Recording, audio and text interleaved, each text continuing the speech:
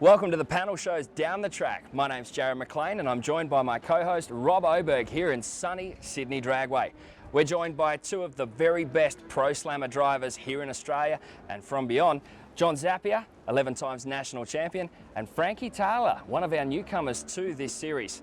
John, it hasn't all been roses. You've got a swag of trophies under your belt, but you're actually the underdog here at this Sydney event this weekend. Yes, that's right. We're 24 points behind Paul Mahayat, and unfortunately that's come about by a few mistakes that have been made along the way. Bad spark plug in Darwin, a thrown blower belt here in November, and then we found out that the clutch wasn't where we thought we were, so we were a little bit aggressive in Perth. So now we've found our errors, and we've got no room for any more errors. We need to make sure everything's right for this weekend. Well, hopefully you can continue the momentum that you gathered at Adelaide. You took the event win there, but let's cast our mind back to Perth with the recent Western Nationals, and it was an incredible final between yourself and Paul Mahayat.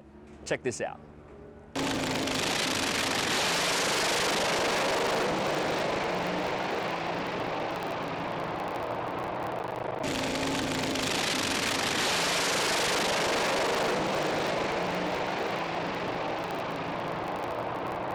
Well, the Mactrack Western Nationals had incredible racing in Pro Slammer.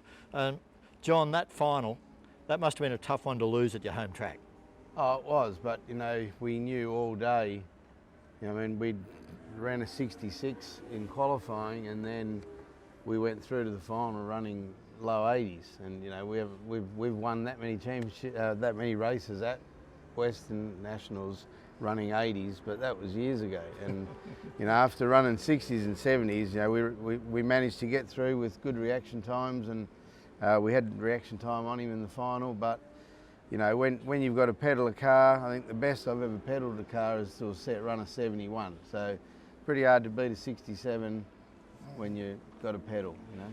Well, over there in Perth, Frankie, I mean, you're the guy that you were almost in the final against him. I reckon you went closer to beating Paul Mahayat than anyone. Yes. I mean, early on you were struggling, but it came back pretty good, the Gulf Western Oils Corvette, didn't it? Yes, it's coming around. It's you know, I think we talked about it earlier today. We got 23 passes in the car over here.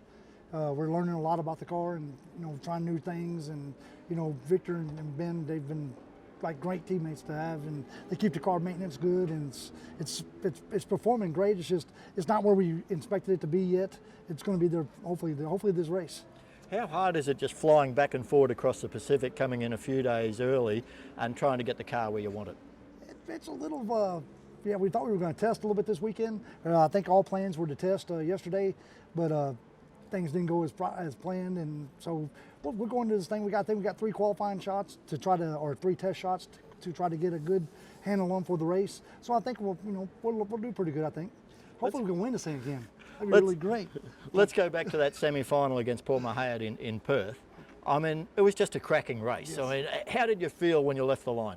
I felt like it was going to be a pretty good race. I was hoping he had a little problem or something like that, but I guess he ran like low ET of the meet, I think, against us. And we went 74, which was I think it was our best time over here so far. And so it's like I say, it's coming. It's just not gotten here as fast as we wanted to. Well, as I say, it was a fantastic race. Let's have a look at it.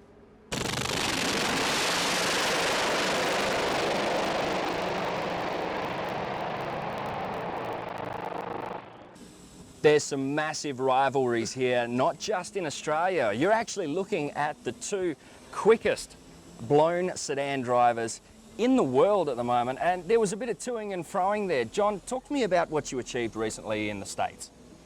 Well, we went over there and had a go at racing at PDRA, 8th mile, but you know, in the back of my mind, I had this guy's record sitting there going, oh, I've got to do something. Really, I had the 540 turbo record that I was really after, but well, we started doing some 8th mile racing, and we set the car up for quarter mile gearing. That made the car 50 pound overweight, but we were still competitive in PDRA. And then the final race at Virginia, we went 354, 218 in the 8th, and that was equal low ET and top speed in the event. We got whole shot in the semis, otherwise I could have gone on and won my first event over there. The next day we were able to come out and do a grudge race, or it's the solo pass, and run quarter mile. So we did that, and unfortunately it rolled the beams and it only went 3:58 to the 8th mile at 2:15, but it continued on and went 5:42.9 at 265 mile an hour. So we got both ends of the supercharged sedan record. Yeah. Now it's one thing for you guys to go fast, but what's it actually like to have one of the most winningest Australian drivers coming to your stomping grounds and making some waves, Frankie? Yeah, he come over and stole it from me. It wasn't nice of him to do. You know what I'm saying? I ain't come over here and steal all his thunder, did I? But yeah, we set the record back, I guess, back in 2 or 3 years ago. It was, you know what I'm saying, it was in Memphis. It was like 4,000 foot of air, and we're racing in daytime. And then that final round, we actually lost to a turbo car, 46 to my 47. And when we set the record for the Malone deal, he set the record for the turbo deal. And then a couple years later, John came over and reset the record. So it was a pretty cool deal. Frankie, those cars, are they much lighter than what we're running here in Australia? Yes, mine came in when we set the record at the 547. We were close to 2,400 pounds, which is 300 pounds lighter. And we're also 128 over on a C versus, you know, the 108 over here on a D rotor. So we're talking 140 odd kilograms lighter for the metrics, and a lot less boost. That's the main difference. Yeah, a lot less 300 boost. horsepower difference. Yes. 300 These horsepower. cars are like 3,500 horsepower versus 3,800 in America. So when you get home here and you drive a car with only 3,500 horsepower, does it feel like a bit of a pussy? No, actually, we got more power over there. So we come over here, it feels like, you know what I'm saying, like a little bit more, but it still don't feel bad. Over here, they feel like the tracks we race on at home are a little bit more maybe prepped or something, or they stay more consistent than what the ones over here kind of seem to do. Like, you know, usually we can call the number, like after we make the first pass, we can step it up, we can step it up, we can step it up. Where over here, sometimes when you go to step it up, it's actually a total different track condition than what it is at home. Okay, talking conditions, Sydney this weekend. You look at the forecast, it looks good. The track's been really nicely prepped, and there's been a number of cars testing this week. Yes. All the ingredients seem there. All the ingredients here for us to put ours in the 60s. I'm not saying we're going to go 60 flat or like he does, or 62 or 63, whatever he's ran, but I mean, if we can put our car in the 60s, I think that'd be really great for Gulf Western Oil and for the Bray team. I mean, the fastest they've been so far is a 570, and if we can just put it in the 60s, it'd be really great. John, the concentration's been on, you know, this season, Paul Mahayat versus John Zappia, but we look around the pits and look at the entry list. I mean, this is a pretty tough field. It's not just you two this weekend, is it? People are stepping up in tenths, not hundredths. Like, you know, years ago, each season I'd be lucky to gain 200ths a season. And now you got guys who come out, they've only run 80s, the next minute like bang, 74, 76, and you know, and now, you know, my car's consistently running in the 60s, and we did testing yesterday, and it showed it was good for a mid 60. I clicked it before 1,000 foot because I just didn't want to waste it, but it went well to half track. We'll, you know, putting some new Hoosiers on it, so we wanted to make sure that they were round and that they drove good, and so I've done that. And it's probably fair to say that you've had a couple of frights in early rounds through the season, where you've come up against people and you've had a bit of luck to get past that one to even to make a final sometimes. That's right, and you know, so when the cars let me down, or the tuners let me down, which is me, the drivers made up for it, and you know, vice versa. So you know, everything's got to be perfect. When it all comes together, the driver's got to do his job on the start line. He's also got to keep it in the groove. You know, people go, "Oh, drag racing is just straight, mate." There's plenty of steering. Don't worry about that. And you know, keeping them in the groove is essential to getting the best time. Some of my good times are using every bit of the track, and we know that, you know, if you can keep it down the middle, it'll go faster and quicker. You know? Should the timing cones be worried this weekend? No, we're happy that the cars, we made 2 good passes yesterday. One of them we went a little bit towards the cones, but the next one it went straight, so I'm happy with that. Frankie, give me your tips on how you think things are going to pan out this weekend. How are you going to go in the GWO Corvette?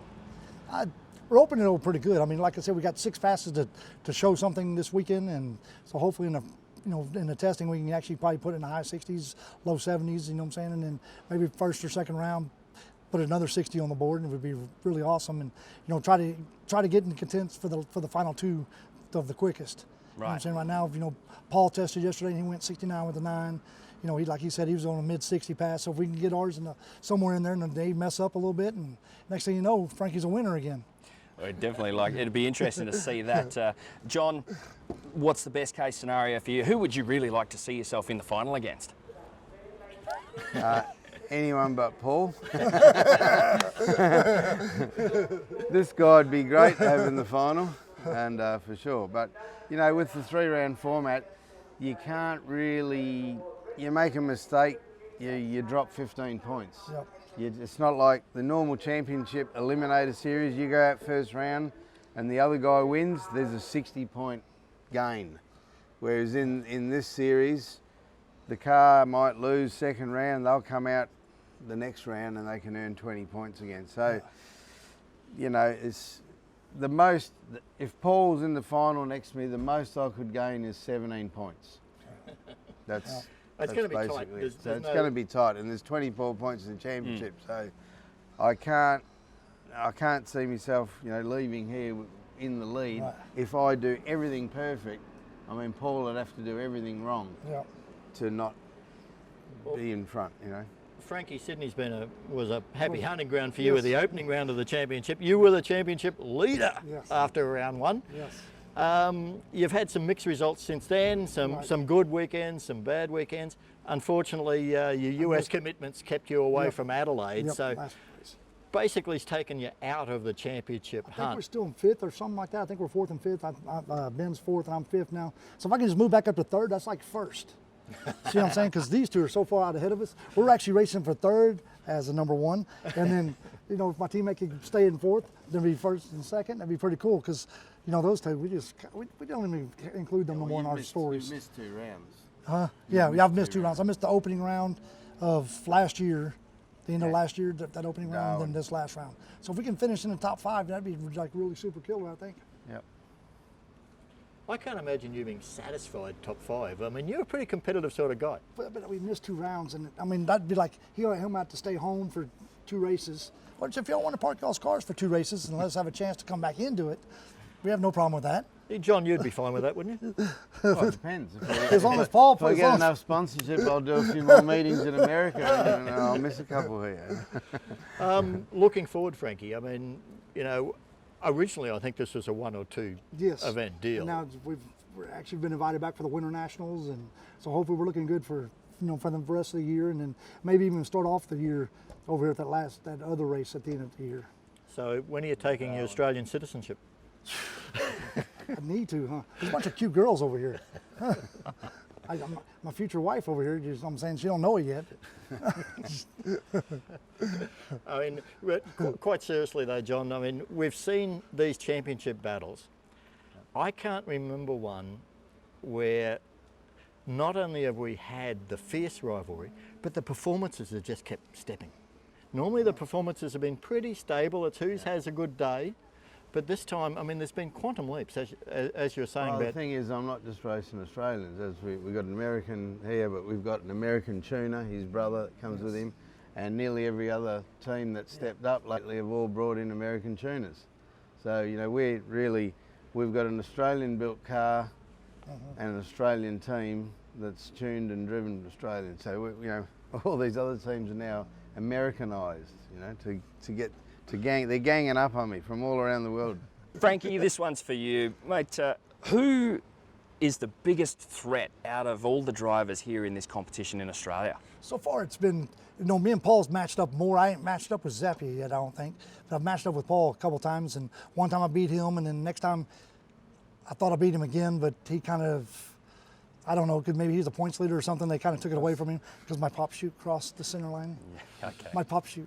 And then he'd run over the cones. But I know I was disqualified first, so I understand, I take it.